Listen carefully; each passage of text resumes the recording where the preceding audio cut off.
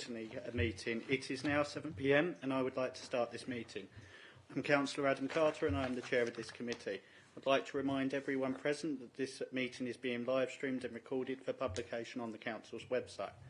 Officers attending virtually on Microsoft Teams, please use the raise your hand option when you wish to speak, and Rhiannon will note this down and will let me know. With that, item 1, apologies for absence. Rhiannon, have any apologies been received? No. Thank you. Moving on to item 2, the minutes. Are there any comments on the accuracy of the minutes? Did you go? Yes. Sorry. I just noted that myself, Nicola Cranch and Sarah Barlow were missed from them, so Rhiannon's going to add us back on as attending and anything we said. Thank you very much. I would also like to raise in the last minutes, we were told in the fostering recruitment update that 2 more were in the process of being recruited. Janet, is there an update on that? I don't have an update, I'm afraid, but I can check and come back to you. I'll let you know. Well, thank you very much. All right, cheers. So I move that the minutes of the Children's Overview and Scrutiny Committee of the 13th of September, held on the 5th of October 2022, to be approved as the correct record. Is everyone in agreement? Agreed. Thank you. The minutes are approved.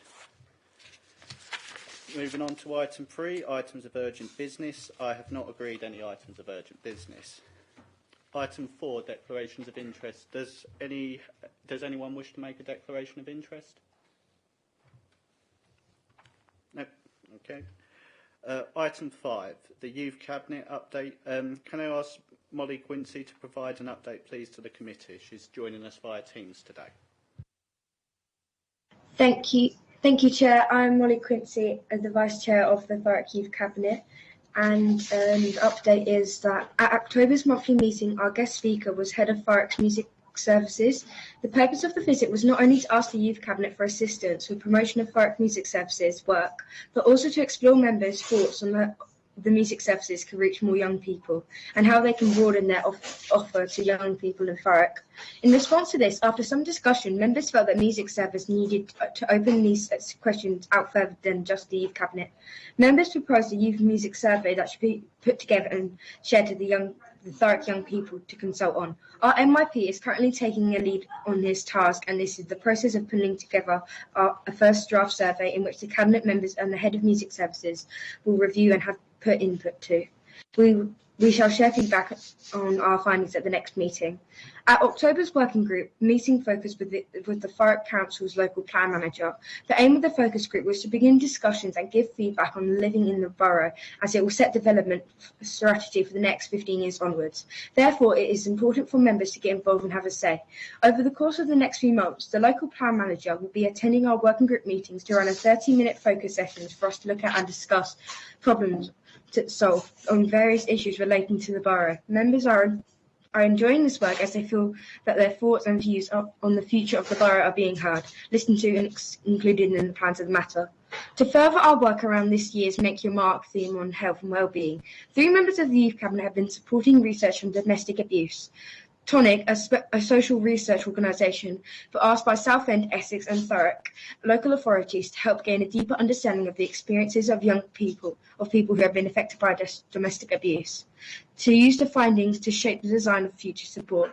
The 3 members of the Youth Cabinet were particularly keen to help provide insight and further understanding of how young people understand domestic abuse, healthy and unhealthy relationships, and to support what they think should be available. Next steps for this work will be engage all Youth Cabinet members in the design phase of the project. We will look forward to sharing our experiences of this at the next meeting.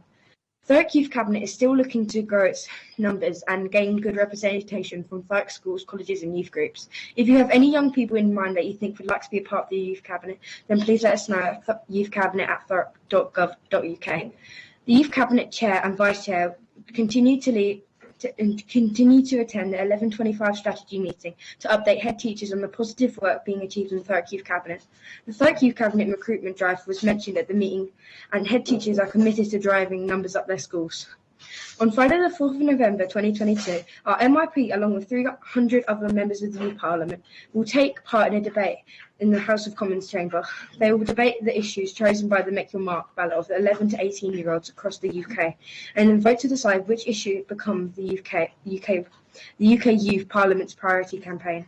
The debate will be chaired by Mr Speaker in the morning session and his deputies in the afternoon. We are all hoping that Thurrock MIP will be selected to give him the opportunity to speak at some point on the day. There are plans to link the strategic lead for the economic development, as the team would like to youth input and refresh backing Thurrock and strategy outlining the next 10 years. We shall report this on the working group at the next meeting. Since the report was written on our member of Youth Parliament attend the House of Commons on the event on Friday the 4th of November. The day saw elected members of the UK Youth Parliament debate on the following issues around mental health and wellbeing: impacts of discrimination on health, environment and health, education and health, the cost of living and health, and mental health. To our delight, Thurrock's MIP was selected by Mr Speaker to speak in the impact of discrimination debate. It was a very proud moment for us all. Following debates, members then voted to decide which issue should become the UK Youth Parliament's priority campaign for the next year, resulting in the cost of living crisis and health being a majority vote is now the top campaign issue for 2023. Here's a quote from the Thurrock's MIP reflecting on the experience of the day. It was an honour to be able to debate on the iconic green benches in the House of Commons. An event like this is a paramount to fire change members of the Youth Parliament are working towards. They are crucial amplifying youth voice. I'm happy to announce the priority campaign is the cost of living and health. I can assure you that my work will remain topical, and I will ensure all clauses in my constituents are heard, shared and resolved with all the power I have. Members of Youth Parliament are set to formally launch campaigns in the next coming months. We will look forward to updating you on the progress early next year. Thank you, Chair. Thank you, Chair. Well, thank you very much for that update, Molly. It was very exciting things are happening. It's very great to see that the MYP was able to ask the question and in fact join the debate in the House of Commons. I think there's a lot of people on this side of the room that will be very jealous of that fact. But again, thank you very much. A very great report. Do any members have any questions on the Youth Cabinet? Councillor Panjala, I saw your hand first.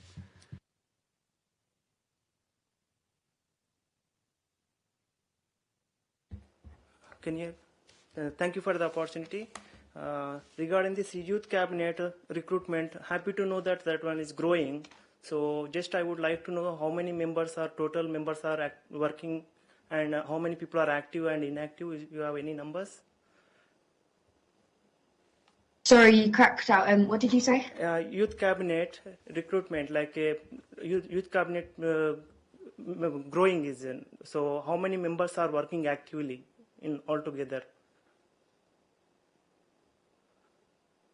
We recently got another 4 members on our recent working group meetings, and sorry, and I think we have a total of I'm sorry, and we have a total of 18. I think. Sorry, I can't think of a number at the minute, but we recently got another 4 members on our Youth Parliament. Okay, thank you. Thank you. Councillor Kerry. Thank you very much, Chair. Thank you for this for the report that you gave, and it's lovely to hear that you're going to Parliament and for a meeting chaired by Mr. Speaker. I think it would be great if at some point you could come to our full council meeting when Mr. Mayor is chairing and really tell us about your work, because it would be really refreshing to have a really sort of positive update at a full council meeting. So if you'd do that, that would be brilliant.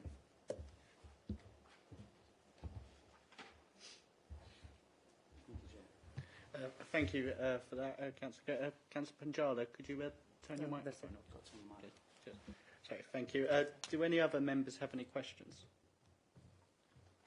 No? Well, again, thank you very much for the update, Molly, and we look forward to hearing from you in future. Moving on to agenda item. Moving on to agenda item 6 is the Thurrock's Childcare Sufficiency Annual Assessment 2022, found on pages 13 to 17 of the agenda. Can I ask Michelle Lucas to present the report, please? Thank you very much, Chair. Forgive me, I'm suffering with a bit of a virus at the minute, so I'm trying desperately not to cough, so I'll do my best not to cough on as we're recording. The Childcare Sufficiency Assessment is a statutory duty on the local authority, and it's really a document that enables us to look at where we believe there may be some issues around sufficiency of places, and it enables providers to look to see whether they can come and work with us to plug that gap, colleagues. I think the thing to remember on this document is, whilst it might look as if we've got a lot of deficit in a number of our areas, a number of parents make the choice not to send their child to that early years provision, which is their choice. I think I wanted to come with some positive news. So what I can say to you is that this year we've seen 76% take up the 2-year-old offer. That is the highest we've had since 2015, colleagues.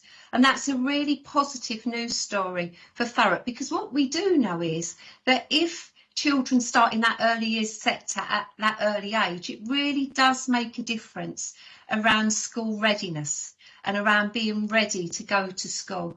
I think the thing that committee will be minded of is the fact that in the summer we made the decision, the authority made the decision to close 2 nurseries in the Tilbury ward. What I can report is that we have not been approached by any parent to say they cannot access a place, and we've actually got some spaces in that area. And I think that was the work we did with the Gateway Learning Community. So we looked at where there were spaces, and many of our children took up places within the Gateway Learning Community. I think what we're looking at is how we can promote this, these opportunities. So we're always keen to look at increasing our childminders, and we run a whole range of events for childminders throughout the year, as well as looking at how we can encourage more early years providers into the authority. What I will say, colleagues, is one of our challenges is around premises. And it remains a challenge for us, really. We actively look to see where we can identify premises in areas where we're seeing high levels of demand. We will continue to do that. We're working very closely with our colleagues in the planning department around what might or might not be available in assets. I think the other thing that really pleases me, and you've already heard from the young people, that they're working very closely around the local plan. Now, clearly, that's going to be a really important part of this document going forward, because when we identify where we're likely to see new housing development, for instance, that's when we need to look at what's available in that early years sector. So I'm really pleased to see that our young people excuse me, I'm really pleased to see that our young people are engaging in that conversation. We will continue to work closely with the current providers to see where there may be opportunities for expansion. And clearly some of our new schools, so we've got a new school coming in 2023 up in Averley that will also offer some early years provision. We're absolutely committed to making sure that we have got enough of those early years places. I think I'll leave it there, Chair, and I'll open up for questions. And forgive me, I'm going to go on mute for a minute because I'm going to cough. Apologies. Thank you very much, Michelle, for your report, and I do hope you get well soon. I have got just one quick question from myself. It's about on page 24. It says one of the bottom paragraphs, to calculate the percentage of the summer term, we use the number of families on the DWP list for March 2022. Although percentage take-up has increased, the number of families identified as eligible for funding has decreased. Does this translate as it is the same amount of people using it, or have those numbers changed at all? Sorry, I just found the wording quite confusing, to be honest. Sorry, taking myself off mute. No, you are right. The numbers haven't changed as such. I think with DWP, clearly, that figure changes quite a lot. Actually, people come into that category of being able to claim, and then they go out of that category. So I think that's what that's alluding to. But I can get you a fuller explanation, Councillor, and come back to you. That would be much appreciated. Thank you. Do any other members have questions? Councillor Coxon. Well, thank you, Chair. I'm just, as a nitpicky on language, I know we talk about SEND provision and SENCO throughout, but then the report refers to schools that provide special educational needs education as special schools. Is that really the right way to be saying this? Is there a better way than just saying special schools? It has connotations to some people, and I'm just getting your thoughts really on that, Michelle. It's really interesting, Councillor, actually. I mean, they are deemed as special schools. That's the terminology that's used, not just locally, nationally. And I guess in some respects, this comes about as people not wanting, years ago, there'd have been schools for children with disabilities. There's a whole range of language that's used around this. So the terminology is special schools. Although having said that, over time things can change. So, but at the moment, that's what they're deemed as, special schools. I think it's important to recognise that whilst we've got some special schools in Thurrock, we've got a very inclusive structure in Thurrock. So many of our schools have also got bases where they're supporting children with additional needs, whether that be, autism or physical disability or all sorts. So there's a real inclusive feel around that, Councillor. Thank you. Thank you, and I do agree with Councillor Coxwell. I'm a bit uneasy about that language, to be fully honest, but I appreciate it is the terminology. Okay. Do any other members have Councillor Kerry? Thank you very much, Chair. Firstly, Michelle, just a general question, really. On page 14, there's a lot about the school effectiveness officers are working with providers over recruitment and retention, and then there's officers are working closely with potential new providers to ensure we can meet demand for 2-, 3- and 4-year-olds. I just wonder if we could have some meat on the bones of that. What does it look like for the team to be working closely to try and deal with issues around retention and places? Is it a series of meetings? Is it more advanced than that? Just put us in the picture a bit more, please. Yeah, absolutely. So when we're looking to recruit new childminders, we do a lot of informal opportunities to come and meet. What's the reality of being a childminder? What does that mean? What does that look like? What do you have to do to become a childminder? I think the recruitment and retention, we've been doing some work sort of locally actually, and linking very much to some regional work. What I can tell you, colleagues, is recruitment in fact, in a number of sectors across education is really challenging at the moment, particularly challenging around early years. So what we're looking at is how we can support our providers to look at ways in which they can recruit sort of creatively. So we've got some websites that we're using. We're using some of our multi-academy trusts to say, look, is it possible to bring in some young people who could actually see this as a career opportunity going forward? So there's a whole range of things we're trying to do to support recruitment and retention within the early years sector. When it comes to the actual providers, we do a regular provider network. So we work closely with all of our providers to update them on what's possible, what we can do as a system, I guess, to see how we address this issue. I think for me at the moment, what the team are really focusing on is how do we support not only the providers we've currently got, but any new providers coming into the authority. And as I said, what can happen is providers will come to us and ask us if we've got any access to sites for them to use, expertise. So when we do identify a site, then the early years team will work closely with the provider so that they're Ofsted ready, because clearly Ofsted need to come in and check as well. So there's a whole range of wraparound support, counsellor, to enable us to ensure that we can provide these early years places.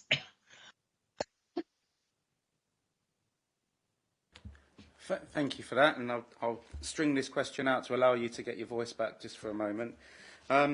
So in future reports, it probably might be good to see some actual sort of fruit of the work that's happening in terms of, which providers have been recruited, or if retention has stabilised, or even, not just good news stories if it's gone down or whatever, but just to have a bit more on that side of it. And just, I'm going to ask generally, as a ward councillor here, on page 43, we have Grays Riverside, which has, where we're sitting now, where we have the most number of children who are under 4 who will be requiring places, and there is obviously quite a big deficit in Grays. And I know you've said in your introduction that sometimes parents don't take up the places or whatever, but ideally we'd like them to, because, like you said, it prepares young children, especially for school. So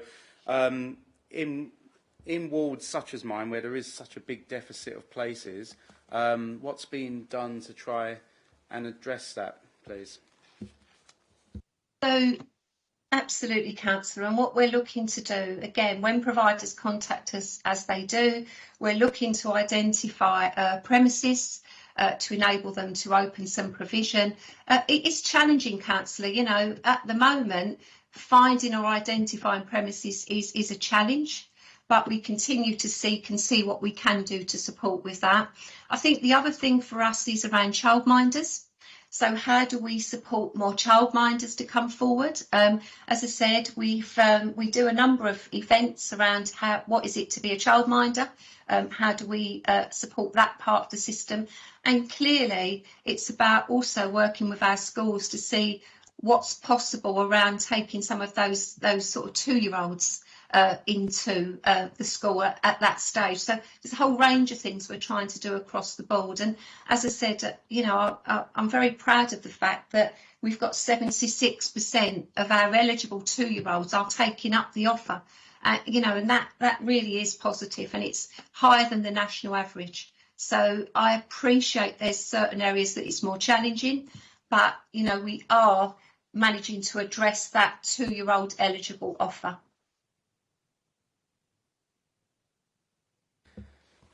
Yeah, thank you very much for that. And I really like the way it's presented ward by ward, because every one of us has got a vested interest in our own particular ward.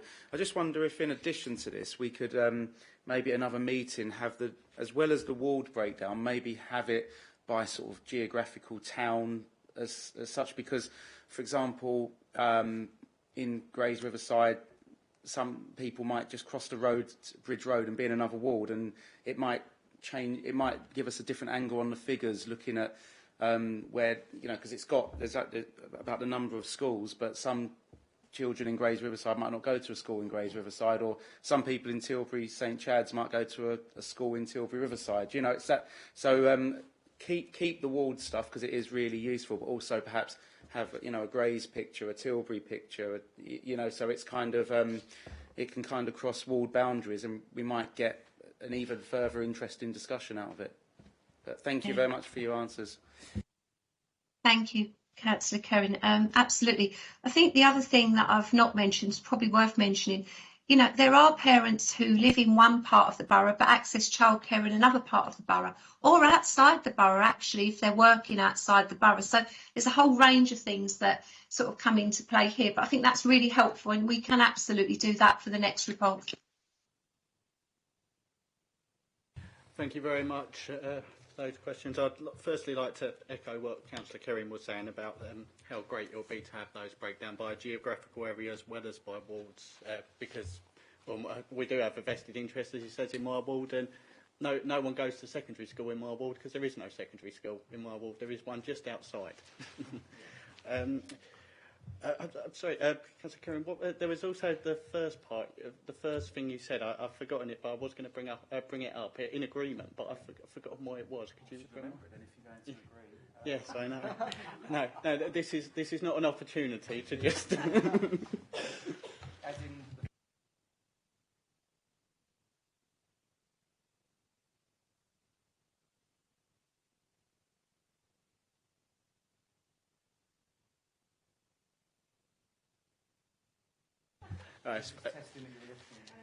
Thank you very much, and I agree.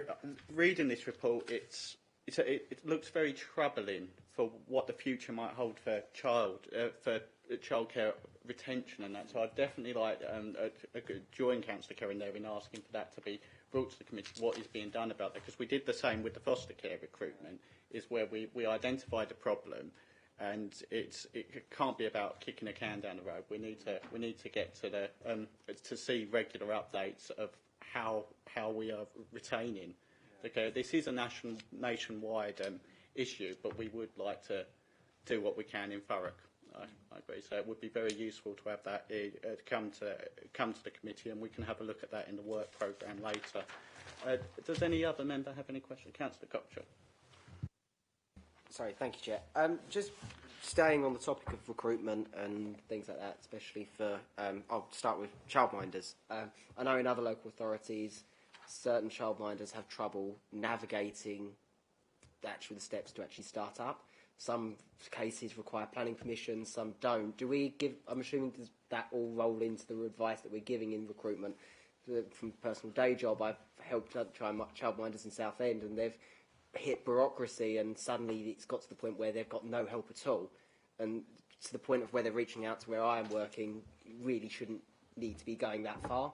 So it's just making sure we have those steps in place, and I think I can see you're nodding in agreement, so Michelle, so I think that's correct. Yeah, it's absolutely correct, Councillor Cockshall. We've got a very strong early years offer, so we work really hard with our childminders. We've got a member of staff who works with our childminders to ensure that they can navigate. You're quite right. Some of it is quite challenging to navigate, but that they have got that support to navigate. As I said, when we get new childminders come in, we support them in being Ofsted ready, because you'll be aware all of our childminders go through the Ofsted framework. So we're supporting them to do that. And clearly, when some of our childminders do wish to expand, then we're working with our colleagues in planning to look at what we can do to support that, to enable that to take place.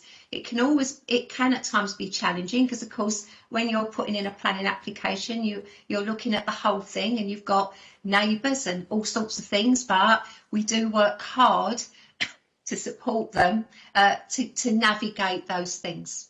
No, brilliant, thank you. That's really reassuring, actually. And the second one is more generally on recruitment for early years education, in terms of looking at education pathways, perhaps, to getting people into the sector. Again, I'm going to go from personal experience, where when I was back when I was in college, it was certainly the case that students were being put onto early years pathways just because they failed their GCSEs. So there was no actual drive to encourage people to take up a BTEC in that day and in that pathway, but instead it was, you'll go there until you've passed your own English and Maths GCSEs and we'll move you somewhere else. It's making sure it's actually trying to market and advertise that there is a career in the sector, and we shouldn't just be using it as a place for people who don't have many other options when they're 16, 17. So I'm assuming we're working with stakeholders, and I can elaborate a bit more. That's a great question, actually, and actually I think what we've been doing locally, working with our providers, is to offer apprenticeship routes. So we have a number of apprenticeships in the sector who go through and start with their level 2, go through to their level 4 and higher. We're always looking at ways in which we can support young people to consider this as a career opportunity, and it is a career opportunity. It's not something that people just go into. There's a number of things people can do. It can lead on to going into early years, early career teaching. It's the whole range of things. So actually working with our providers around apprenticeship programs enables our young people to access the opportunities and also to develop those skills, because quite frankly, counsellor, what you learn in the classroom, when you try and put that into practice in the actual job, can be very different. Whereas with an apprenticeship, you're actually learning and earning and doing the job at the same time. And we're absolutely committed to ensuring that we have those opportunities available locally for our young people. Good. Thank you very much. Thank you, Councillor Arnold. Thank you, Chair. Hi, Michelle. We haven't met properly years yet, have we? So, but this is the first time. I've just got a couple of really simple questions, really, possibly just for my own education, but obviously a new member on the committee. Just going to page 30 on the report. Really, it's about the SEND children. Just a little bit of information. Is the funding paid directly from Thurrock to the schools, and how much is it? And do schools do they have to evidence and demonstrate how the funding is used and provided to individual child cases? I'm not sure how that actually works, and then I've got a couple of other quick questions after that. Okay, so let's focus on SEND for a moment. So funding comes in via the designated schools grant. And if a child needs additional support, so if a child's got an education and healthcare plan, they will get something called top-up funding, counsellor. Before we move to that, though, clearly what we would be looking at is what can the school provide support-wise for that child before we move forward on a plan or additional top-up funding. It does come via the local authority. So, however, comes from central government. So just to be clear, this is the designated schools grant that comes in from central government and goes into the schools to support those children with additional needs. I have to say, colleagues, it's an area that is increasing significantly, particularly around early years. And we were predicting this, colleagues, because we know that during the lockdown of COVID, little children wouldn't have been to playgroups, to nurseries, to mother and toddler groups, all of those things that enables them to develop those early language skills didn't take place. So what we're looking at now is an increase from our early years sector. What we're looking at is saying, actually, is there a special educational need, or is it because there's been some delay around accessing some of those, for instance, speech and language opportunities? So we're putting in programmes with our colleagues from health to try and support with that early language development, because that's critical. That early language development is absolutely critical in this early years sector. So we're looking at what we can do to support that at that stage. But I have no doubt that some of those children will go on to have an EHCP plan. But what we're trying to do is work across the system to support that. So it does come from the designated schools grant. There is a certain amount of money that's in schools for, for children. And then if they need additional support, there's something called top-up funding. And you're asking me about the figure. It varies, counsellor, because it depends on the level of need. So it's not a set figure. It varies depending on the level of need. Okay, thanks very much. I mean, obviously, clearly there's much to learn. And if I could then just go to page 36, it's really about the new provider status. Again, just for me, I read that the first inspection takes place after 30 months, and the second is at least once in every 6 years. But what is the actual average of these Ofsted inspections? For new providers. To be a new provider, you've got to go through the Ofsted framework. So you've got to pass all of the Ofsted sort of checks, to be fair. And then you're given a certain amount of time to get things embedded. Again, counsellor, it's not as linear as you think. You know, it depends on a whole range of things. So, you know, for instance, let's give an example. If a new provider opens and within a year there's a number of complaints, let's say there's a number of complaints, then Ofsted would look to go in there earlier because they'll be saying, well, actually, what is going on? Should we have a look here? I think clearly Ofsted are in a real catch-up at the moment because of not being able to operate during COVID. So it isn't as straightforward as it will be every 6, 4, 5 or whatever years. There's a number of factors that that play when Ofsted consider when they're going to do a visit.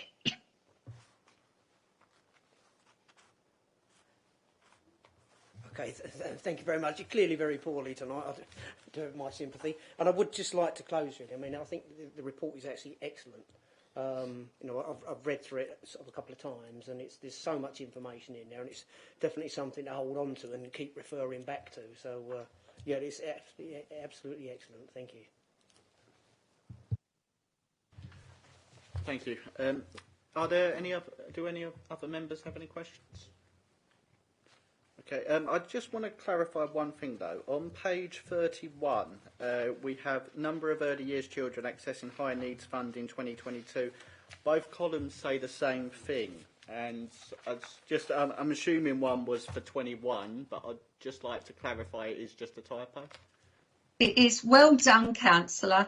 As I said, I read through it again today and I noticed that. So I've got the updated report. It's in my inbox to send. So you're absolutely right. It is. It was just literally a typo. So, but thank you for pointing that out. As I said, I've got the report and we've changed it. But, you know, as I said, I appreciate you pointing that out. Thank you, Michelle. And actually, Councillor Cockshall pointed it out to me. So, thank you, Councillor Cockshall. Thank you very much. So if there's no further questions, I'd like to move to the recommendations. 1.1 on page 13 to 14, that the Children's Services Overview and Scrutiny Committee review the annual childcare sufficiency assessment 2022 and offer any additional comment or feedback. I'm quite happy with the feedback and comment we've received today. So is that agreed? Agreed. Thank you very much. So now we move on to agenda item 7, which is the Children's Social Care Performance Q2 on pages 61 to 79. Can I ask Janet Simon to introduce the report, please? Thank you, Chair.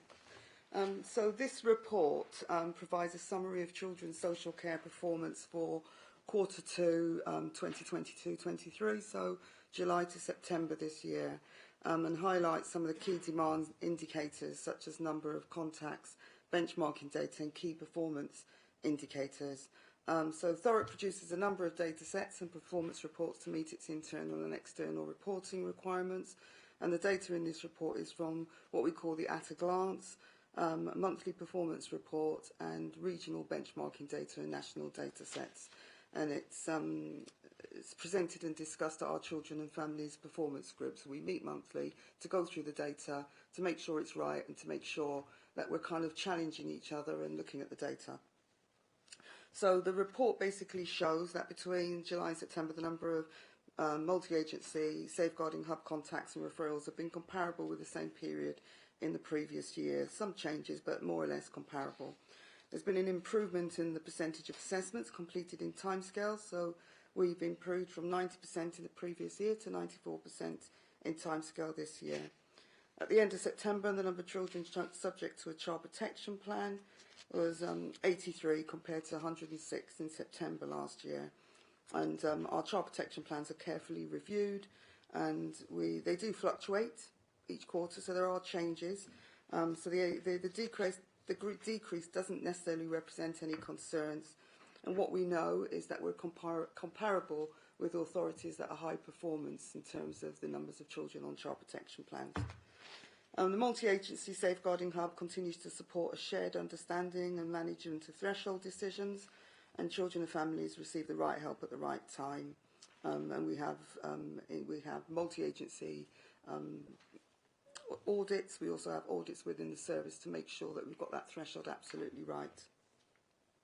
In terms of our numbers of children looked after, we've seen a steady decrease, from 308 at the end of September last year to 282 at the end of September this year, which is below the statistical neighbours, an average of 65 per 10,000, and the English average, the national average of 67 per 10,000. We expect to see an increase based on an expected increase in our number of UASC children. So our unaccompanied asylum-seeking children, UASC, are a subset of the children looked after. Up until a few months ago, our allocated number was 31 children. That was increased alongside all the other local authorities from 0.07 of our children population to 0.1, increasing our UASC quota to 45. So we've moved from having, at the end of September, we had 30 UASC. As of today, we've got 35, and we know that will continue to increase. And this week, we're on the rota for accepting unaccompanied asylum seekers, so we know we're going to expect some more. But we have seen a slight decrease so last year, September, at the end of September, we had less than we had at the end of September this year, but as I said, we know that's going to increase. Between July and September 2022, 28 children accounted for the missing episodes, the majority of which was 16 plus. And I was just looking at the data, and what I can see is that actually 4 of the 28 were under 16. So the majority of those children are over that age. In terms of our return home interviews, that's an area of focus for us here in Thurrock. We want to make sure that when children go missing, we're having conversations about why that might be, what we can do to prevent those missing episodes, and making sure that children are safe. We know that we need to increase our percentage of children that are seen and spoken to. All children are offered a return home interview, and we've seen increase in our performance to 72%, accepting a return home interview at the end of September. What we want to do is maintain that performance and keep that rising. Children subject to the Child Protection Plan, as I've said, we're doing pretty well in that. Our numbers are quite low, but we are reviewing those regularly. Our Child Protection Plan reviews, we review children. So once a child is placed on a Child Protection Plan, they're reviewed after 3 months, then 6 months, and then 6 monthly after that. Our reviews are 100% in timescales, which is kind of well above the statistical neighbour average of 88% and the English average of 89%. And that's been consistent over the last 12 months. In terms of repeat child protection plans, we make sure we keep an eye on that, because if children are coming back on a plan, then it may mean that we're ending them too soon, or that we're not affecting any change. The percentage of children subject to a repeat child protection plan was 14% compared to, and that's in any time, so that doesn't necessarily mean in Thurrock. They could be subject to a plan elsewhere. So it was 14% compared to 16% last year, and it's below the statistical and England averages of 20 and 23% respectively. In terms of our care leaving service, at the end of September this year, we had 257 care leavers being supported up to the age of 25. 54% of our care leavers aged 19 to 21 were in part-time or full-time education, employment or training, compared to 49% last year, so that's an increase. This brings us in line with our England and statistical neighbour average. You know, although we know we're in line, we still would like more of our children, our young people, to be in education, employment or training. So that's something we work on regularly. We have meetings, we have panels twice a month to look at a focus on pre and post 18-year-olds to make sure that we're enhancing the offer around education, employment and training. In terms of suitable accommodation, the majority of our young people are in suitable accommodation, 89%, which is in line with England and statistical neighbour average. Things like if young people are in prison, that's considered to be inappropriate accommodation, so that would be unsuitable. If they're sofa surfing, or if they refuse to tell us where they are, which young people sometimes do. In terms of how many young people we're in touch with, we're regularly in touch with a large majority of our looked after children, sort of around 90%. and that's in line with what we'd expect to be. So there will be some young people that actually say, I don't want to be in touch with you, I want to get on with my life. But we try and be creative around how we stay in touch with young people. So we can do text messages, we don't mind doing WhatsApp, voicemails, whatever people want to do, so that we know that they're safe and they're okay. At the end of September, 5 children had been adopted and 9 children were matched with prospective adopters. And our numbers have gone up further at this end of month. I know at least 2 adoption orders have been made this month. The timeliness in terms of adoption is measured on a 12-month rolling average, and it's the length of time from the child entering into care to moving in with an adoptive family. So we know at the end of Q2 our average was 609 days, which is quite a way above the national and statistical neighbour average. What we do know is what that is about, and the main thing is about knowing what our narrative is and why we've got that number. What I know from these numbers, I can't give the details in this meeting, but that it relates to 1 or 2 children where there's something specific happened which meant that their numbers have gone right up, and because the numbers are small, it greatly impacts on that average. The other thing that's contributing to that is the duration of care proceedings, which is currently at 40 plus weeks. Our target is 26 weeks, and some of that's delays in court proceedings and some of the overlap from COVID.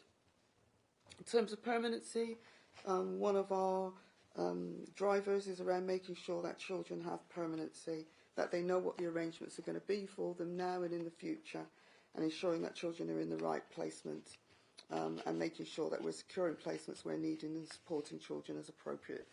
Where possible, we try and keep children at home. At the end of September, we know that children were aged, 16% of our children in placement were aged 0 to 5. Most children aged 0 to 5 who aren't able to return home and moved on to permanent placements through adoption or permanent alternative carers, and that's sometimes within the family network through special guardianship orders. At the end of September, 68% of children looked after were placed within 20 miles or less from their home. That is an area in which the local authority is always ambitious to kind of try and keep children close to their homes, close to their schools. And so that's something we're working hard on in terms of our sufficiency. So that's kind of a basic summary of some of the information in the report, so hopefully may help people. Thank you very much for the report, Janet. I always look forward to this one because there's so much data in this. I mean, I sit on a lot of committees, and this one's always the best for how much data is in it, and it's always very welcome to see. So I thank you for that.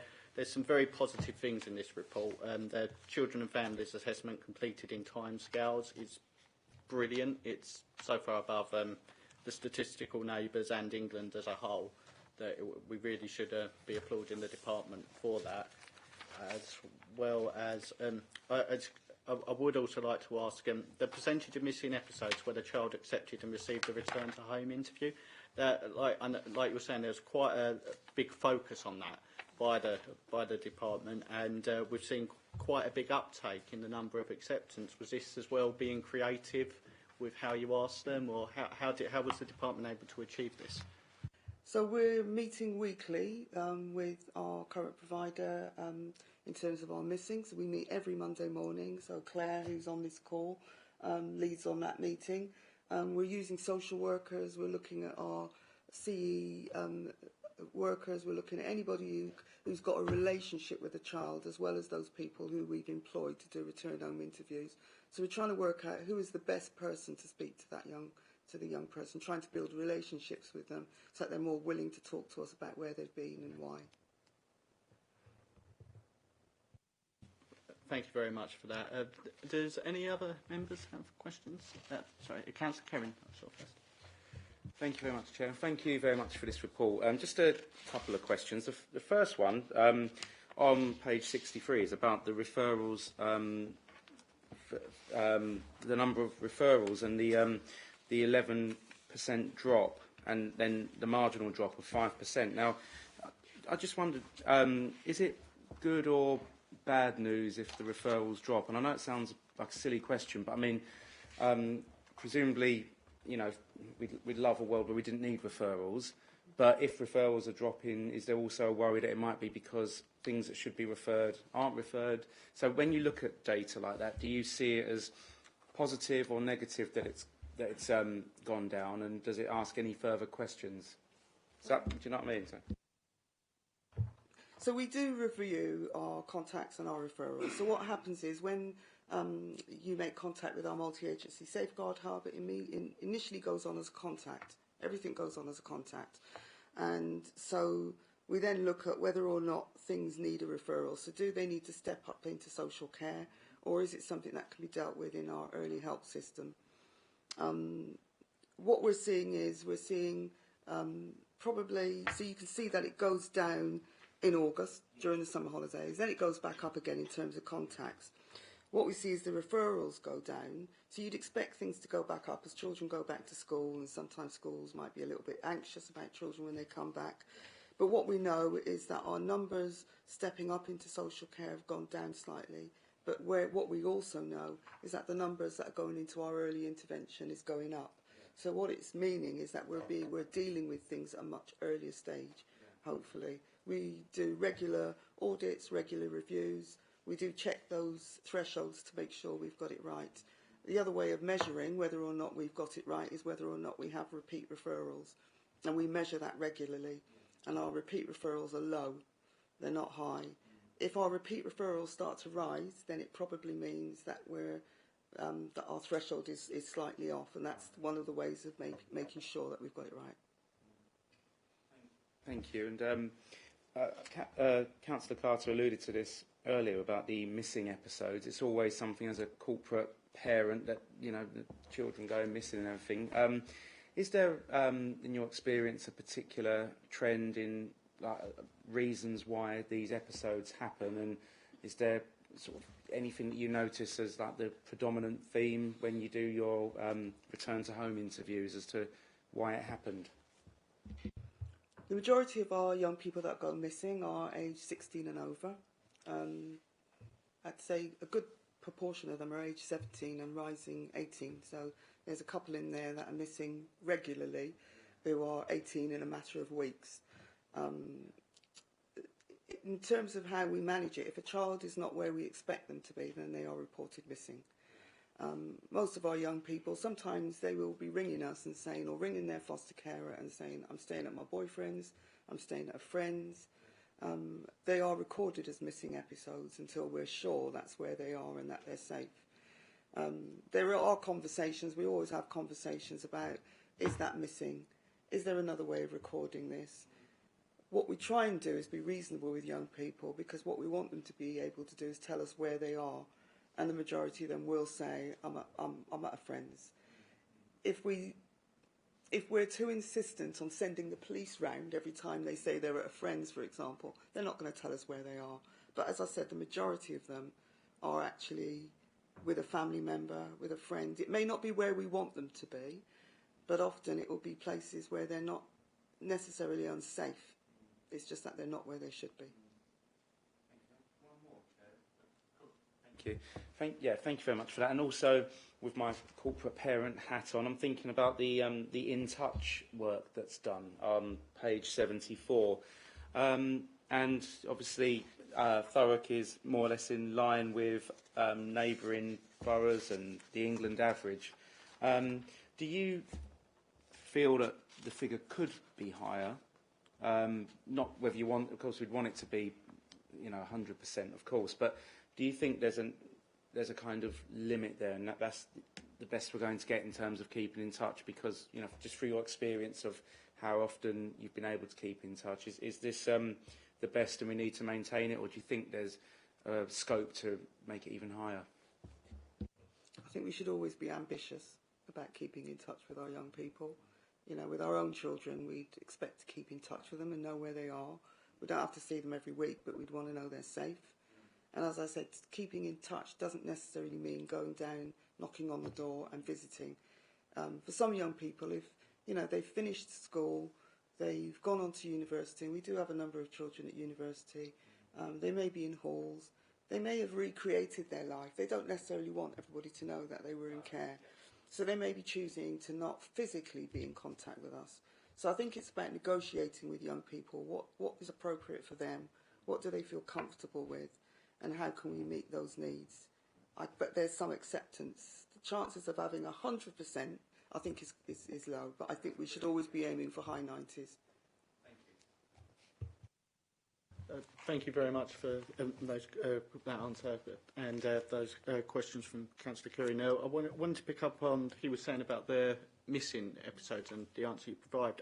Could we perhaps break up the data in this report to have, because it's obviously a missing without authorisation is different from missing in care. And I know a lot missing episodes are missing episodes, but a missing without authorisations where you're in touch with the child and know where they are is not as serious as a missing in care episode. Would we perhaps be able to have that broken down at the next time this is brought to committee? Yes, I can arrange to do that. I mean, we are looking at how other local authorities are gathering this data. We don't currently record absence. Everything's recorded as missing, but we are looking at whether or not we can record that differently. But there's nothing to stop us delving down into that data, so yes, definitely. Thank you very much, Janet. That's very welcome. Does any other member... I don't know who I saw first. I'll go with Councillor Anderson. Thank you for the report, Janet. A real quick one first. Our unaccompanied asylum-seeking children open at month end is routinely sort of double and above our statistical neighbours. Am I right in thinking that that's just a case of we're sort of a port borough, we get a lot of freight in that way, and I presume entries in via that route, or is there anything else that's a result of? So historically, we've always been at our number. So when our number was 31, we were consistently on or around 31 because we are a receiving authority. However, the majority of the young people that are coming in now as unaccompanied asylum seekers are not coming through our ports. They're mainly coming through Dover and through Kent. But we will always be above because we also get a trickle through our own ports as well. So yes, so some of our neighbouring authorities are not even at their 0.07 yet when we are above that. Okay, my primary question on this topic, and let me know if I've misunderstood this. The report says that the National Transfer Scheme replaced the Eastern Region Transfer Scheme, which worked efficiently and effectively.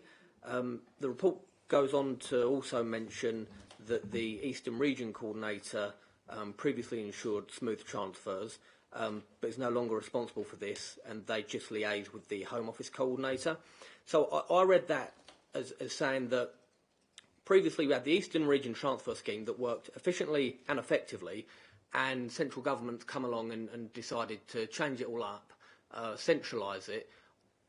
Is that the case? If so, did they provide any reasoning as to why we're going to replace an efficient and effective scheme with a new centralised way of doing things?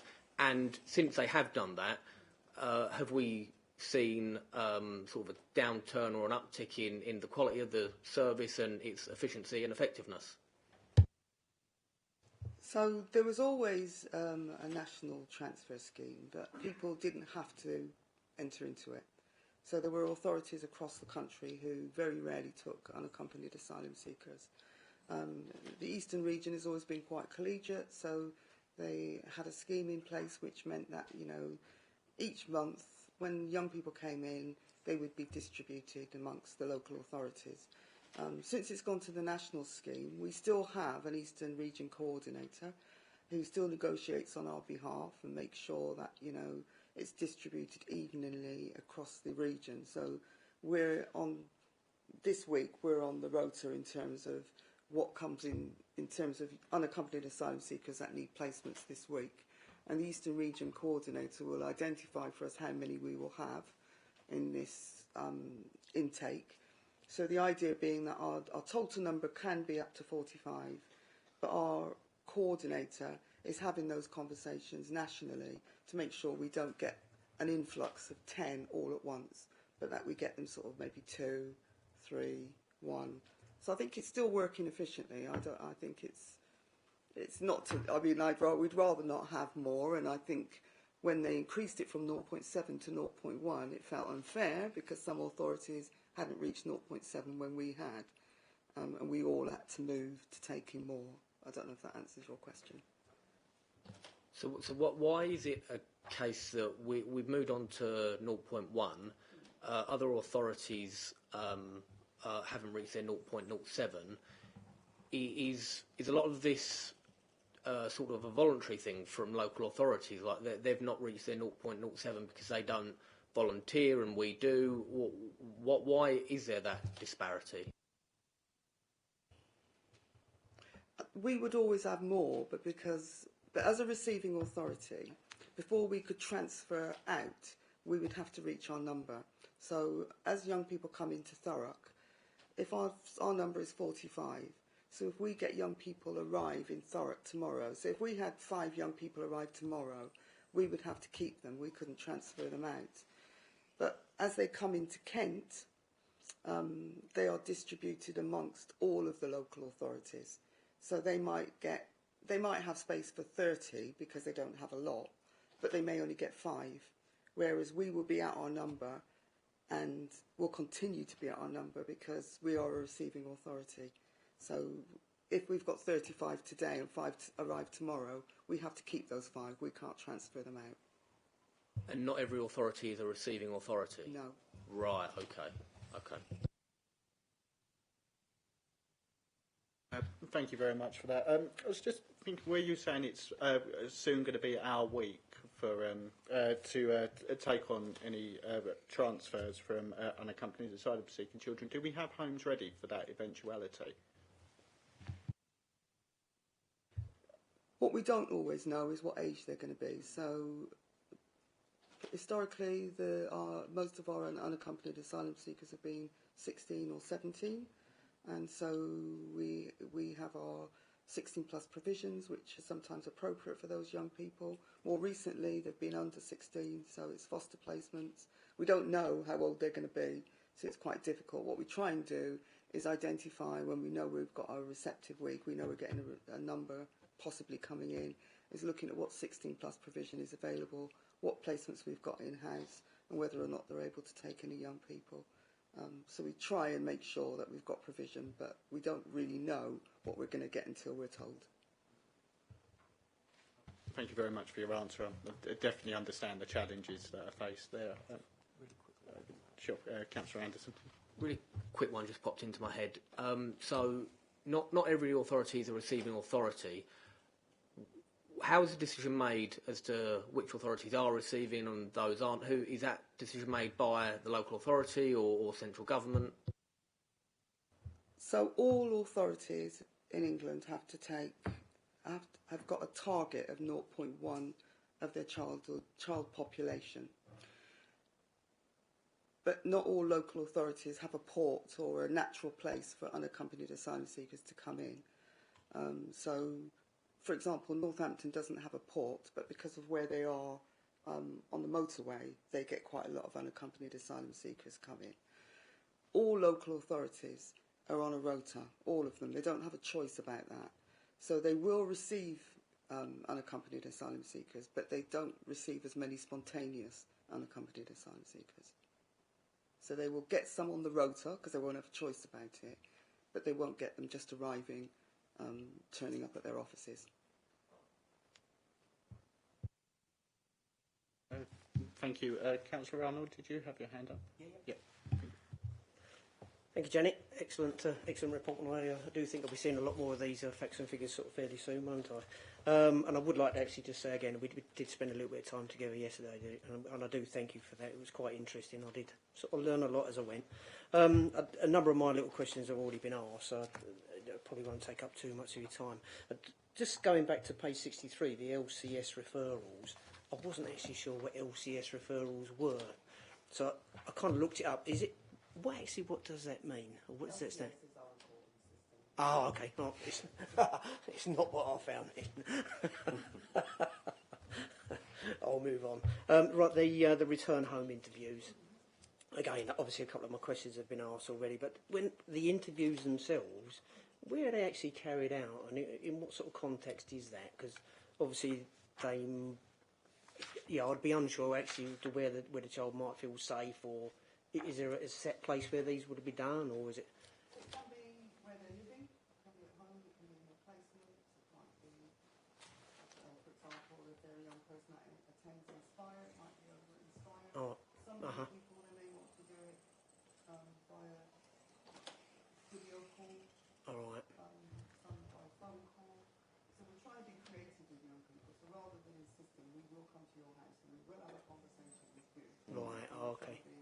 Because if you've got, for example, a young person who... if you've got a young person who, I don't know, 3 times a week goes to their girlfriends, and we know that's where they are, trying to get that young person to speak to 3 times in that week. So we're trying to be creative and saying, okay, if they were away on Monday, came back on Tuesday, we're away on Wednesday, came back on Thursday, that we might do one conversation rather than insisting on speaking to them 3 times in that week. We want to get buy-in. We're not going to get it if we're being unreasonable. So we're trying to be creative. Okay.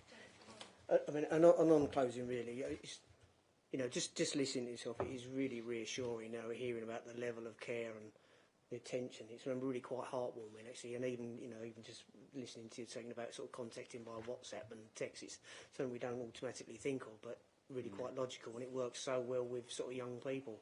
So yeah, it's absolutely fantastic what you do, and enjoy speaking to you further on in the future. Thank you.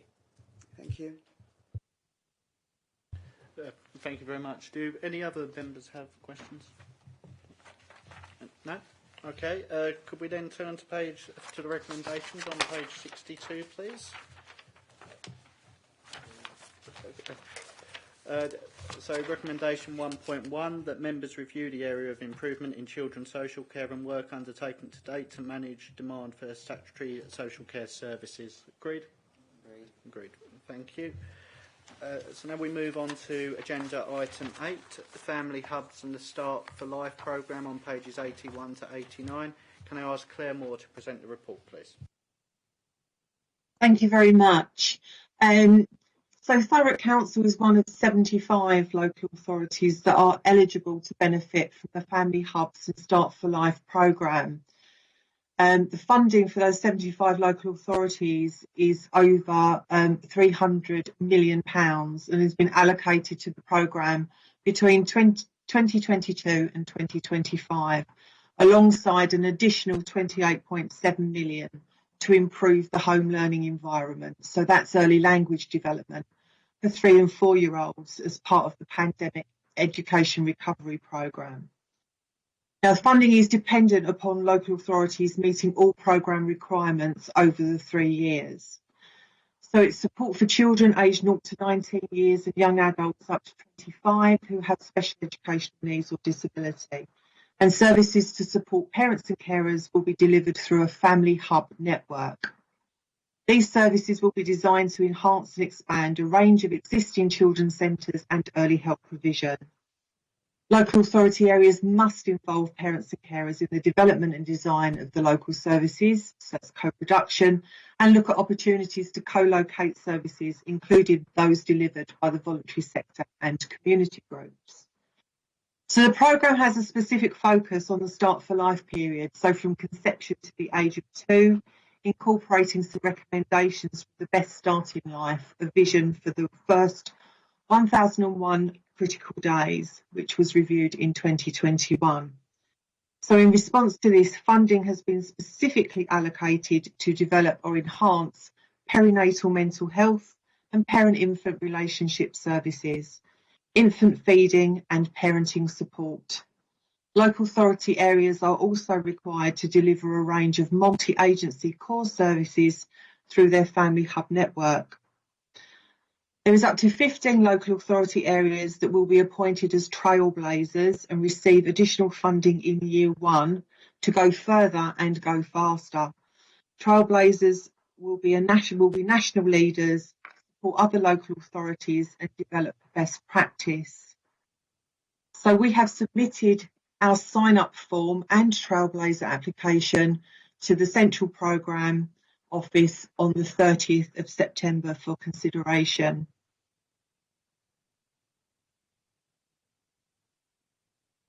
The programme grant comprises both a fixed rate for all local authority areas and payment by results. Local authority areas are required to meet all the minimum expectations that are set out in the programme guide by March 2025, and funding is predicted on this. In addition to meeting the minimum requirements, local authority areas must also commit to identifying go further options to expand and enhance their family hub services.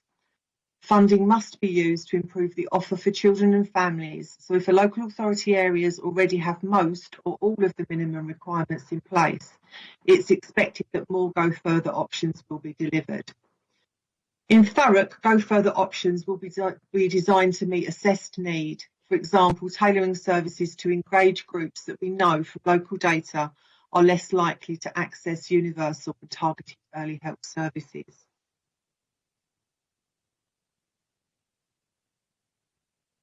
The Best Start for Life, as I've already mentioned, found that services offered during that period can be very disjointed and difficult for families to navigate, meaning some do not have access to the universal or targeted support they need. The review identified perinatal mental health, parent-infant relationships and breastfeeding support as essential services, but found that support in different areas was inconsistent. So to address this, funding has been earmarked through the programme to enhance and expand a range of Start for Life services through family hubs. These are referred to the funding elements. So they include perinatal mental health, parent-infant relationships, infant feeding, parenting support and early language development. There are also 3 additional funded elements within the programme which will underpin the development and delivery of local family hub models. So that's parent and carer panels. They must be established for expectant parents and those with children aged 0 to 2, so that service users are involved in service design and delivery. A Start for Life offer must be published both online and in hard copy, so families are clear what services and support are available to them during the critical 1001 days. There is transformation funding also available to support local authority areas through their change, their transformation process to develop their local family hub model. It's not intended to cover the costs of family hubs and Start for Life services. Transformation funding includes a small capital element which can be used for such things as adaptation of existing buildings to improve accessibility or space, IT upgrades to facilitate multi-agency working, or the purchase of essential equipment or furniture. In addition to the funded elements, the family hub networks must also deliver some core services for children and families from existing funding sources. And they are activities for children 0 to 5, debt and welfare advice and housing support, domestic abuse support, early childhood education and care and financial support, SEND support and services, inclusive of the Start for Life period, so that's that 0 to 2, health visiting 0 to 5s and midwifery and maternity, intensive targeted family support, including those through the existing Supporting Families programme, and the local authority 0 to 19 public health services. There are a number of these. I've gone through the majority of them, but they are all listed in the report. So these core services are delivered by local authority teams and partner agencies with some commission from the voluntary sector. Many of these are already delivered from Thurrock Children's Centres and youth hubs. So this programme provides the opportunity to build on the strong base and ensure that these services are part of the local family hub offer. Local authority areas can choose to deliver additional services from their family hubs if this will meet local need. The programme's objectives is about join up and enhancing services delivered through a network of family hubs. And it has 3 principles that underpin the family hub model, which is access, ensuring that hubs are easily accessible to all and act as information gateways for parents, carers and young people. Connections, family hubs harness the power of networks to drive progress, joining up professionals, services and providers, including voluntary and community groups, through partnership, co-location, integrated referral pathways, data sharing, shared outcomes and governance. Relationships. Practice in family hubs focuses on building trusting and supporting familial and professional based relationships and networks of peer support using a strengths-based approach. So family hub networks can include a range of existing delivery points, including children's centres, youth hubs, partner-led premises and community outreach sites where programme-related provision is already offered. Local authority areas are required to engage with emerging digital solutions, and Thurrock Council is represented on the Family Hub's Growing Up World Project Design Group. I've already mentioned about the trailblazers, but there's up to 15 local authority areas which will be appointed programme trailblazers that will receive that additional funding to go further and go faster. Each local authority is required to submit a delivery plan by the end of 2022. That will sit alongside locally owned plans and set out the overall ambition for change over the 3 years of the programme and show how funding will be used to achieve those funding objectives. It sets out medium and long-term goals and including those go further options, milestones, scoping, family hubs and the financial modelling. Every local authority will be assigned a regional delivery lead to support with the process. The programme will be closely monitored by the Family Hubs unit within the Department for Education, and we have to give quarterly updates regarding progress of the delivery plan and management information, outcome data and financial modelling returns. In terms of the programme timetable, 2022-23 counts as year one. So there is an expectation that the local authority areas will seek to open family hubs during the first half of 2023 and start to deliver some visible change. Start for Life offers should be published and parent carer panels established by April 2023. Local authority areas also need to conduct a local population needs assessment during year one or build upon existing joint area needs assessments. So that's there are other details available within the report. What I do have to share with you is that I'm unable to give any additional information other than that is contained in this report, as we're currently awaiting further details from the DFE, but I will try and answer any questions that you may have. Thank you very much for the report, Claire. It's certainly quite an exciting agenda item and one that we hope Thurrock might be successful in its application. I would now open the floor to members. Does anyone have any questions? Councillor Carey. Thank you very much for this report, and I think the focus on the first 1,001 days is just so important, and obviously supports all the work there. I'm mindful of what you've just said about not going beyond much of this report because of waiting for government decisions and things like that. But I wondered if you could answer this. On page 85, 2.11, it says each local authority is required to submit a delivery plan by the end of 2022. As we are only sort of 6 weeks away from the end of the year, I just wondered if it's ready, and if it isn't ready to share with us yet, will it definitely be ready by the 31st of December? Okay, no, it isn't ready. Yes, it has. We have started to develop the delivery plan, and it will be ready by the deadline of the end of the year.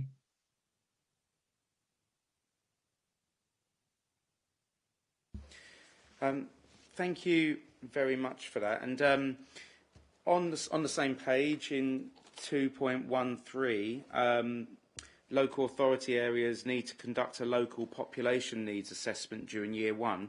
I just wonder if that's going to be taken into account projected population based on things like the local plan and new developments and things like that.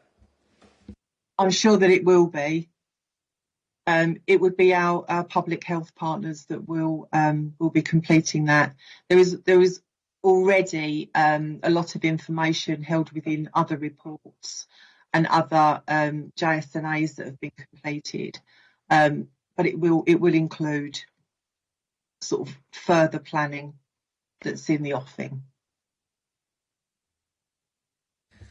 Thank you. Just one final one in terms of, I mean, obviously I sincerely hope that Thurrock is successful in becoming a trailblazer. Is there any particular location in the borough that would be earmarked to sort of host a family hub and that sort of thing? I'm not sure I'm able to share that information at this time. Sorry. Can we make a note of that in the minutes, and then we could ask if, for the next charge, Children's Overview and Scrutiny Committee, if there's an update on that, but thank you. Absolutely, yeah, more than happy to share any updates as I receive them. Okay, thank you. Councillor Anderson? Thank you, Chair. It's just a quick comment, and I think it might go a little way to answering your last question, Councillor Kerrin. Yeah. The report mentions that early thinking is that a main facility family hub would be designated in each localities, west, east and central. So it sounds as though current thinking is that we'll have three main ones, as I say, east, west, central. My only comment was just to say that I like the idea of that as a councillor and resident of East Thurrock. I'm always keen to see services provided to us over there, so if that means us getting one of the main a main family hub, then great. Thank you very much. Does any member? Does any other member have questions? No? Fantastic. So can we turn to recommendations on page 82 to agree? Recommendations are 1.1, that members receive this report for information and note the requirements and responsibility of local authority area engaged in family hubs and Start for Life programme. Agreed? Agreed. Thank you. So now can we move on to agenda item 9, which is fees and charges pricing strategy 23 to 24 on pages 91 to 97. Can I ask Michelle Lucas to introduce the report? Me again, colleagues. It's sorry about the throat again. So this brings the annual fees and charges report to committee for approval. I think, as you will see from when you look at the appendix, what we've tried to do this year is we've kept a lot at the same price as they were last year for Grange Waters in particular, and that's, colleagues, because last year we had some quite large increases because we did some market testing and we wanted to make sure that we were in line with market testing. So what we do on this report, colleagues, is we look at what else is going on at some of our for instance, with Grange Waters, it will be other outdoor centres, what they're charging. And what we do is make sure that we're in line with that. We have put some increases on that one where we feel that actually the system can allow that, so we've put some increases. Music service have stayed very much the same, to be honest. As you know, the music service is actually funded by the Arts Council, but they do get some income in from some of their tuition sort of work. And the Adult Community College, many of the courses now are fully funded, which is fantastic. And we are having adults taking up those opportunities, which is really, really pleasing. So I think relatively straightforward, I hope, this year, colleagues. As I said, we've kept many of them the same as they were last year. Normally, I would say to you, we would put these up in line with inflation. Clearly, colleagues, at the moment, that's not the route we've taken. However, they're there for you to have a look at. So not sure there's much else I can say, actually. Relatively straightforward, but absolutely happy to answer any questions. Thank you very much, Michelle, for this report. Does any member have any questions? Councillor Kerrin. Thank you very much, Chair, and thank you for this report, Michelle. Obviously, you specifically mentioned Grange Waters, and it is something I'm going to ask about because I know the the range is an increase between 0.65% and 17%. But my obvious worry is how many people and groups might be priced out of using the centre. Has any sort of consideration been given to that? And also, is there a risk of false economy? Because if you put up the charges, it looks like we're taking 17% more in, but with number of groups and individuals who end up not using the service because of the cost. So has any work been done into that aspect of it as well? Yeah, thank you, Councillor Kerrin. Many of the Grange Waters fees and charges have remained as they were last year. So the one that has got a 17% increase is actually the hiring of one of the units down there, which tends to be hired by a whole range of external partners. And when we looked at what other centres were doing around those charges, we felt that we could put that up by that 17%. I think we'll also see that what we've also done is for those people that use the site, for instance, our angling clubs, they've gone up by around 9%, I believe, but we will have discussed that with them and they'd have said, yes, that's fine. We do work closely with that group. So I think absolutely right, Councillor Kerrin, what we don't want to do is stop people being able to access the facility, and that's why we've kept many of those prices. I'm so sorry, colleagues. Many of those prices haven't gone up from last year, and that's, colleagues, because last year we did quite a lot of benchmarking and we actually put some up quite significantly, so we feel we're about where we need to be in the market.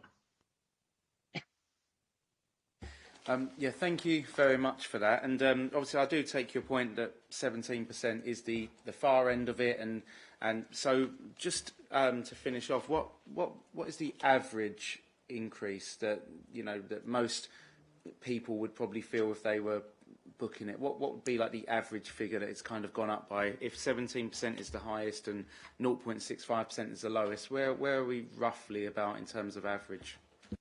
I'd say the average, Councillor, if you looked at it in that way, it'd be about 3%, actually. It'd be in that sort of region. But again, we've kept many of the family activities the same as they were last year. So we've tried to ensure that we are supporting people in accessing the site. So I think that would be around the average. And what we do is we do some market testing. So with any of our fees and charges, what we're looking at is what something comparable would charge. Now, that's quite challenging for Grange Waters in a way, because, we've got a nearest neighbour, but that's a business model that runs in a very different way to Grange Waters. So we do look at, other outdoor activity centres. And what we've increased is where we're hiring out one of our facilities for the day, and that could be for a whole range of groups to come. That's the one that we felt that we could up a little bit. Thank you very much. Councillor Arnold? Thank you, Chair.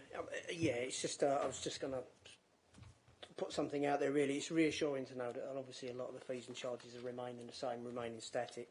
But really, my simple point is can you reassure me that we're not actually trying to make money out of residents, and really we are only here talking about sort of recovering costs? Yeah, thank you, Councillor Arnold. Absolutely, this is about recovering costs. I think particularly with Grange Waters, it's on a full cost recovery model, so it is around ensuring that we can cover all of those costs. And I guess that's one of the reasons why this year we felt it wasn't appropriate to put any increases on, and that will just make sure that we do cover our costs. And also, Councillor, sorry, just to carry that point forward, also to enable people to access it, because we recognise that it's very difficult at the moment for many of our residents, so we wanted to make sure that there are opportunities for people to access. And I think we also need to remember that there are a number of programmes around that support families who perhaps couldn't access it multiply some of the holiday activity programmes that are operating, not just at Grange-Waters, actually across the borough. A really, really sort of positive programme that enables families to access activities during school holidays and provide a hot meal. Okay. Thank you very much. Thank you. Thank you. Does any other member have any questions? No? Okay, can we go to the recommendation 1.1 and 1.2 found on page 92? 1.1, the Children's Services Overview and Scrutiny note the revised fees and charges, including those no longer applicable, and comments on the proposals currently being considered with the remit of this committee. They've been commented on. 1.2, the Children's Overview and Scrutiny Committee note that the Director Delegated Authority will be sought via Cabinet to allow fees and charges to be varied within a financial year in response to legal and regulatory requirements. Is that agreed? Chair. Yep. Can I just ask a real quick one? Sure. Just a really quick one, Michelle. I noticed on the last page of the fees and charges, we've got, I don't know if I'm reading it incorrectly, but there are a lot here, learning and universal outcomes, nursery places, hourly rate, it's a lot of learning and universal outcomes that look like they've been removed. We've got one here that last year was £327 and for 23-24 has been removed. Is that correct?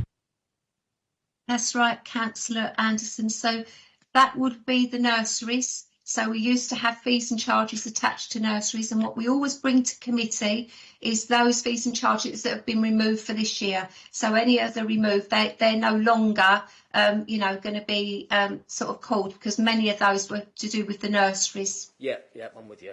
Cheers. I have already read the recommendations, so are they both agreed? Agreed. Okay, thank you very much. So now we move on to agenda item 10, item raised by Thurrock Local Safeguarding Partnership Board, found on pages 105 to 110. Can I ask Priscilla, Bruce, Annan to introduce this report? Good evening, councillors. I present to you the Thurrock LSCP update on the work that we've been doing. The report covers updates to the work and also where we are with the current action plans that we are working on. You'll see at item 2.1 the neglect conference will be running this year annually. We will have Dr. Prakash Srivastrava, who's the creator of the Graded Care Profile Assessment Tool, leading the keynote address for the conference.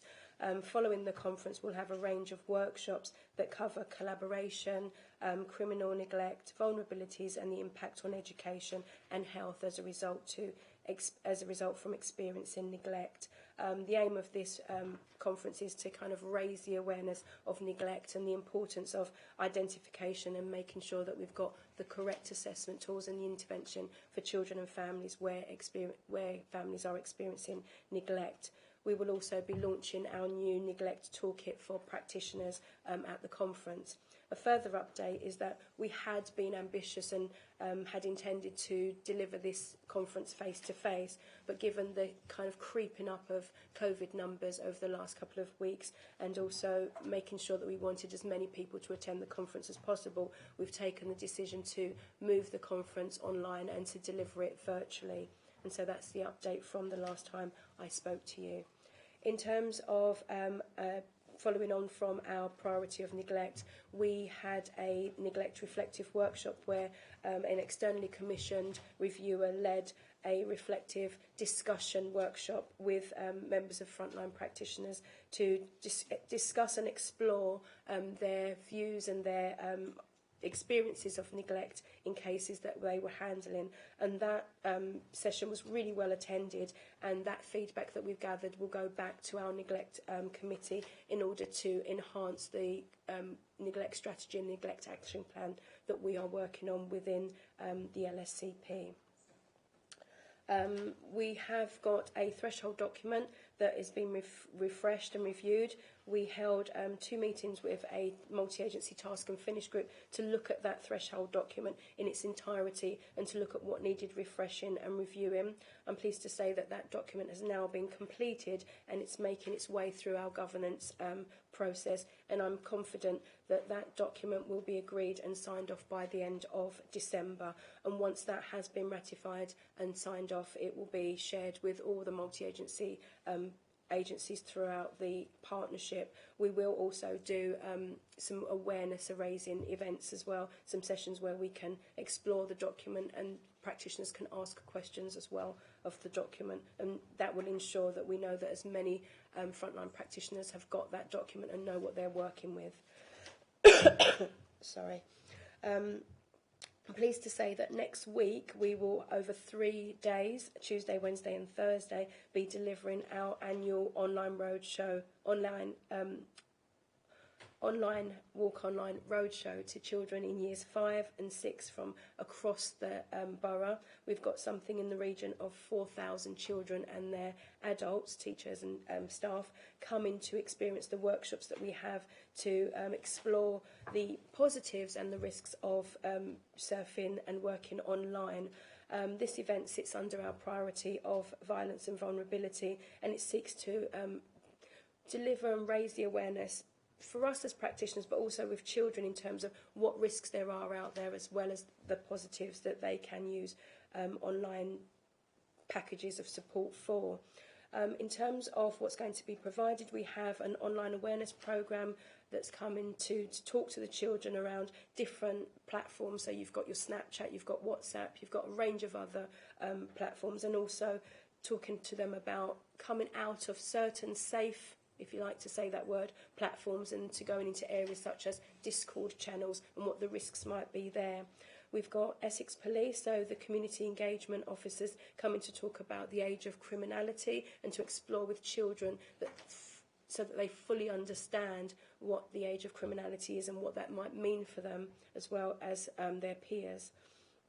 We have put together a goodie bag that has a range of information for children, but within that goodie bag we've got a concealed envelope with information for parents. And it's not, the reason we've put it in a concealed envelope is not because we don't want the children to see it, but we are aware that parents will want the choice to whether they want their children to see it and experience it on their own, or whether they would like to share that information with their children and have a conversation with their children about what's inside that information envelope.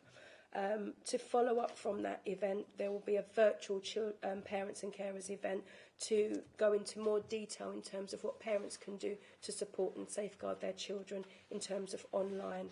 I'm pleased to also say that due to the restrictions over the last 2 years, we weren't able to deliver this workshop, and so that means that some of the children that should have experienced it, that are now in year 7 and 8, have moved on to secondary school and they've not had that session. So we're doing a mop-up session in March next year that will cover the children in year 7 and 8. Moving on from that, in terms of the national reviews that were published earlier this year from Arthur Labinjo Hughes, Star Hobson, Child Q, and also Child Carrell in Croydon, what we've done is we've put together, although those recommendations aren't for us in the borough, we've put together an action plan as if it were ours, as if those recommendations were ours, so that we can assure ourselves as to what we've got in place in the borough, where the gaps may be and where we may need to do some extra work. That work has been put together by a multi-agency task and finish group. We met on a number of occasions just to go through the finer detail of the recommendations, what actions we have in place and what needs to be done further. That action plan is also making its way through the governance structure, and once signed off, we can then start to monitor the actions. Work on the action plan where agencies feel that it's work that they need to start now, is not waiting until the action plan is ratified. Work has started on it now. It just needs that formal ratification via the governance structure. And so that's also an action plan that's making its way through the governance structure and should be ratified by early next year, if not by the end of December. Moving on, back in October, colleagues across Southend, Essex and Thurrock came together to deliver a joint non-accidental injuries to babies and young children. The event was held online and it was really well attended by over 400 delegates from across the region. It was really to talk about the non-accidental injuries that have been raised locally and nationally to children that are non-mobile, and to really look at what the incidents are and what the common themes are, so that we can pull those out, see what the learning is and see what we need to do differently and where we need to develop.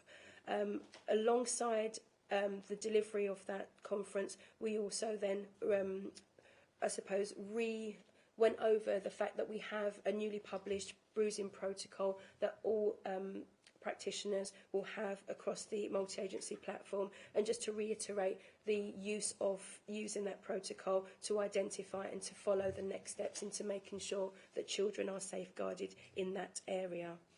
At 2.7, we launched a new safeguarding newsletter that is to be shared with all our partners across the partnership. It's really just to share information on safeguarding and to share communication in terms of updates to legislation, updates to policies and procedures, work that we're doing, so such as the work and the activities that I've shared with you today, and any other work that's been done in terms of emerging concerns as well, and any campaigns that we've been doing. I've added the link to the newsletter, so hopefully you will have had a chance to click on that link and have a look. At the end of that newsletter, there is the opportunity for anyone that reads that newsletter to have their say, to suggest ideas what we might want to include, and to suggest other areas for development as well.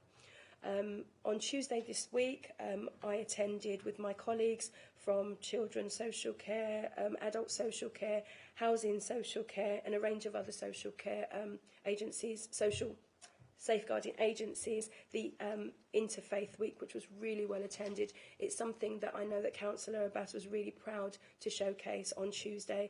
There were many faith organisations and representatives came to that event, and we shared information in terms of what we are doing as a safeguarding I suppose, entity, and what interfaith agencies need from us, what they're doing, and how much input they would like us to have in terms of coming to their organisations to talk about what we do and to share referral routes, information in terms of what to do if they're worried about a child or family. That was really well attended. In terms of safeguard case reviews, action plans, the Shay and Ashley action plan has now progressed. And of the 14 actionable areas, I'm pleased to say that 6 actions are now complete. There are remaining 8 that are on track, and I'm pleased to say that they are looking as though they will be completed within the timescales that we have for them. So you will know that earlier this year we published a thematic review. Alongside that thematic review, we have put together an action plan, and that's also going through our governance process. I really want to say that any action plans that are going through the governance process, there's been quite long, lengthy conversations with multi-agency partners in terms of the actions that we've put in there to meet the recommendations. And a lot of the time, once we leave those meetings, agency representatives go back into their organisations and start that work. So although we haven't signed off the action plans, work is already beginning in the background to meet them. So that's that. And I have spoken about the STAR, the National Review, panel review. So it takes me to the end of my report. Thank you very much, Priscilla, for updating us on those things. You actually answered all my questions in your presentation, so I'll just open it straight up to anyone else. Councillor Kerry. So thank you very much for the report. Very interesting and such crucial work. Just generally, are cases of neglect higher now than they have been? Has there been a trend post-COVID as opposed to pre-COVID? Just what's the general trend in sort of neglect referrals? Thank you. In terms of the information that we receive on a quarterly basis from our agencies, we can see that the numbers are kind of quite steady. We're not seeing if I go back a little bit, so a lot of the information that we've been having on our database that we've had over about a year and a half shows that the referrals in terms of neglect are quite steady.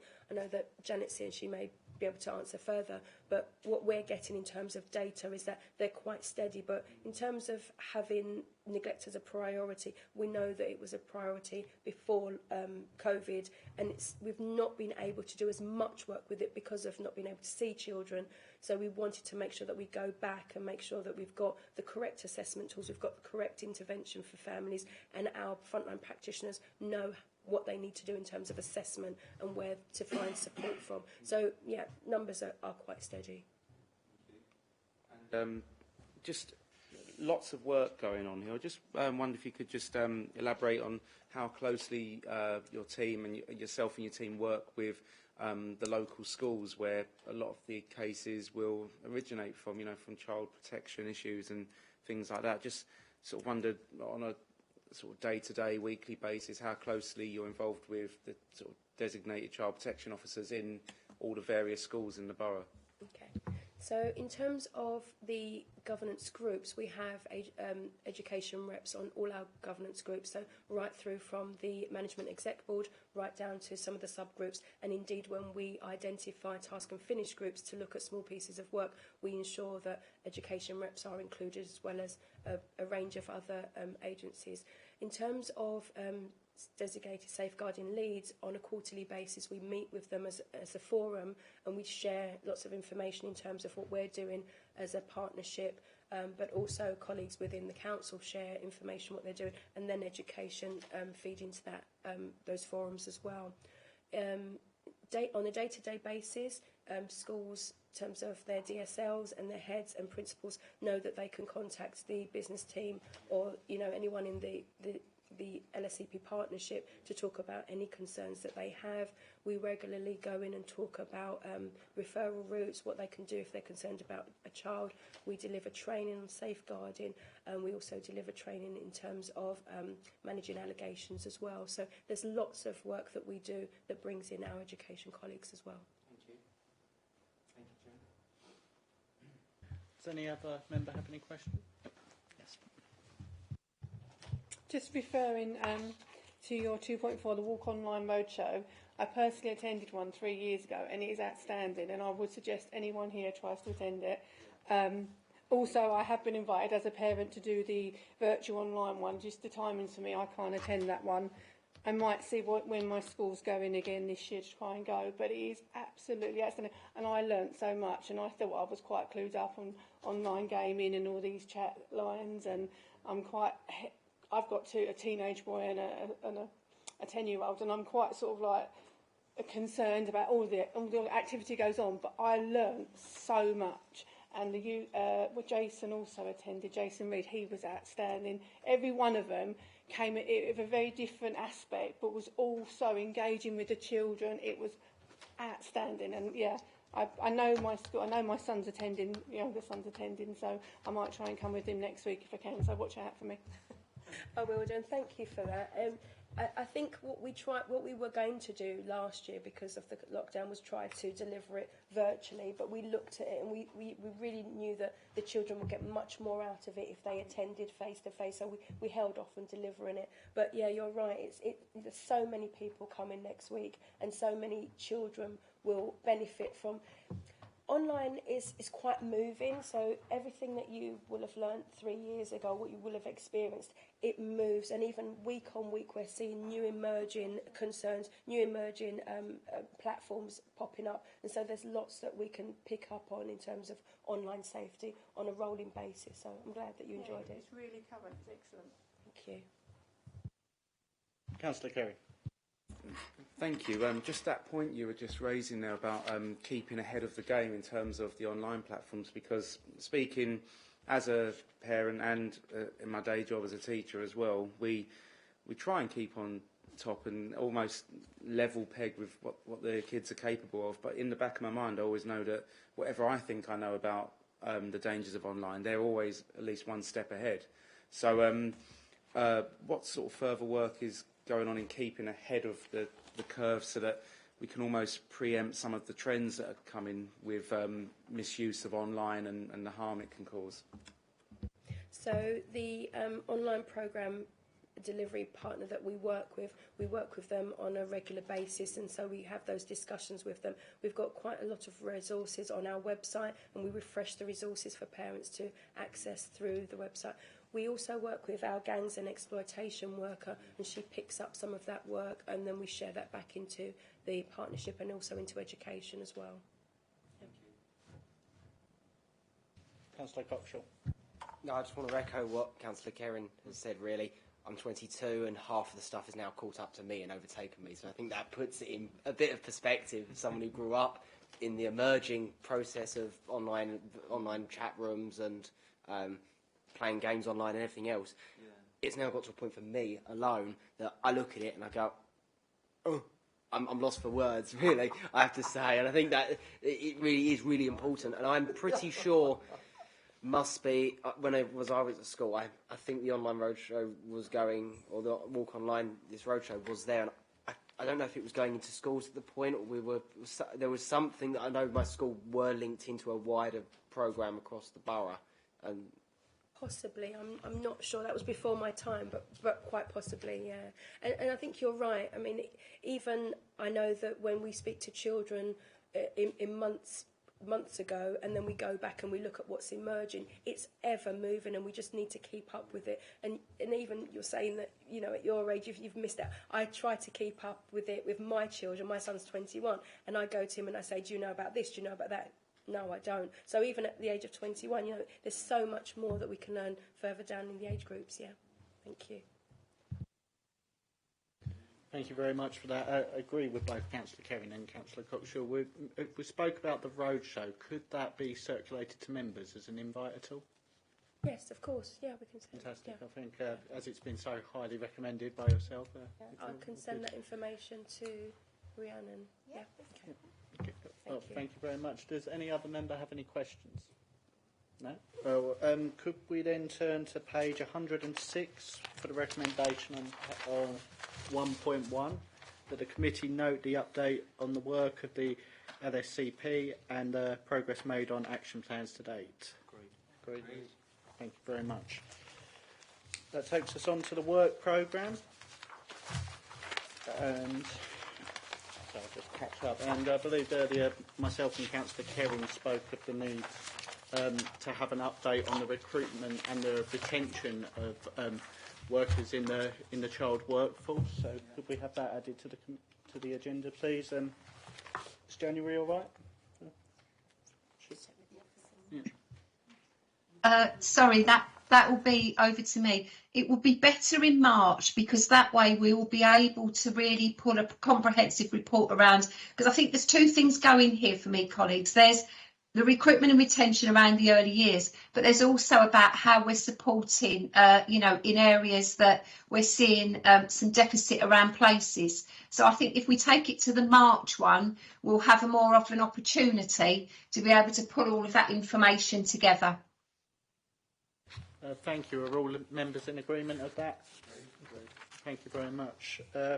Unless anyone else has any comments, Councillor Kerrin. Thank you very much. I just wondered, again, I'm quite open about whether it's January or March, but I wondered if we could have a further update on the Trailblazers, because there was a lot of questions that couldn't be answered yet because of waiting for, you know, government decisions and more external decisions. So if we could look into that, and I don't mind, you know, when that is, and also, you know, the thing we spoke about whole geographical areas in terms of childcare places. You know, we spoke about ward by ward is great, but also if we could perhaps look at it across town and across geographical area. And again, don't know whether that work could be done by January or by March, but just in the future, please. If that's all right, Chair. Colleagues, I could include that, Councillor Kerrin, in the report that comes to March about the whole of the recruitment and the stuff we're doing around sort of trying to support new providers. We could provide you with an appendix that does that. Does that sit with committee? Is that okay? Yes, please, Michelle. Thank you. Perfect. Thank you. Well, thank you very much. Is Sorry, yes, sorry, Janet. In respect of the Family Hub Start for Life, yes, we should be able to bring something back in January and give you an update. Okay, thank you. So we're all in agreement of those items added. Thank you. With that, I declare the meeting closed at 8:53. Thank you all for attending and have a nice journey home.